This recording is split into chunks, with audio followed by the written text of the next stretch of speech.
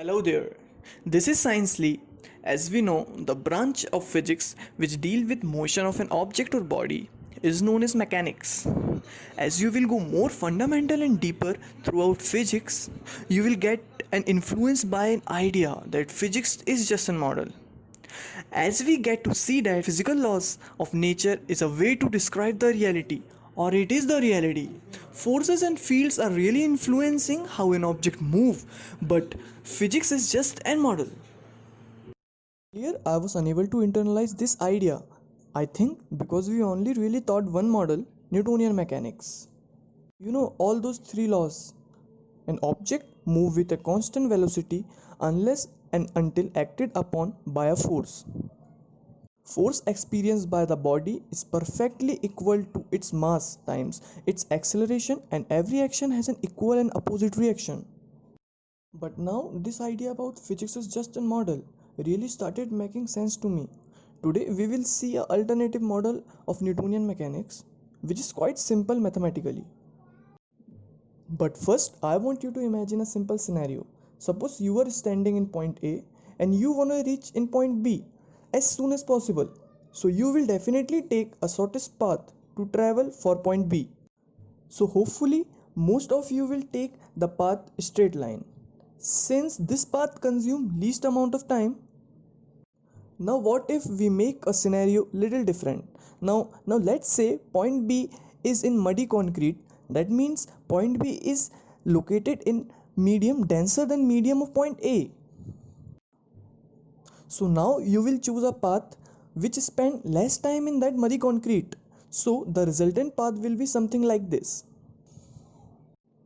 Now instead of you imagine a light particle in air, and point B is an eye where light have to reach out, and that is located in denser medium, let's say in water. Now water is denser than air. Now what path will light take to travel from point A to point B? Now there was a French researcher in 1662. He discovered that light behaves that exact same way you do to reach on point B. That is, light will take the path which consume less amount of time, meaning it will bend around a boundary. Now what if I told you that all physical objects in this universe, photons, electrons, stars, planets, galaxies, all follow a similar rule as light does?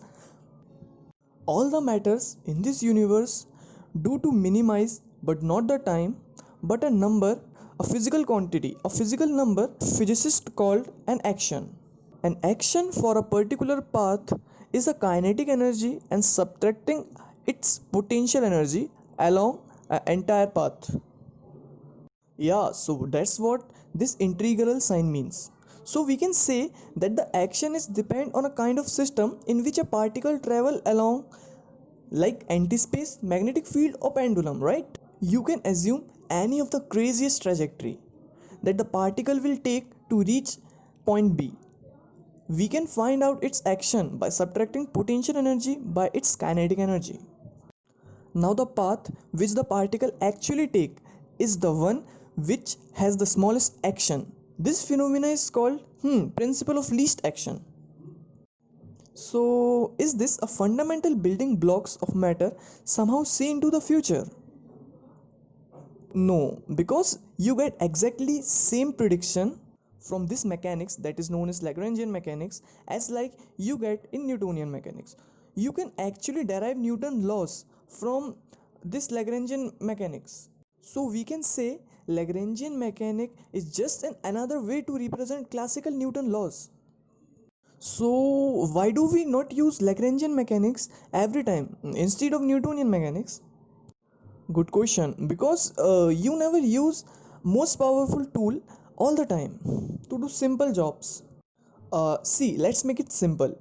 Newtonian mechanics consider three-dimensional space, and Lagrangian mechanics work on something which is called coordinates, or which I can say degree of freedom. Newtonian mechanics is something works on principle cause and effect, and this principle fades out somewhat in quantum mechanics. So we can use Lagrangian mechanic as it works on path to take where the value of this number is least, which is called action. So it is just a tool, whether you have to use or not, it's up to you.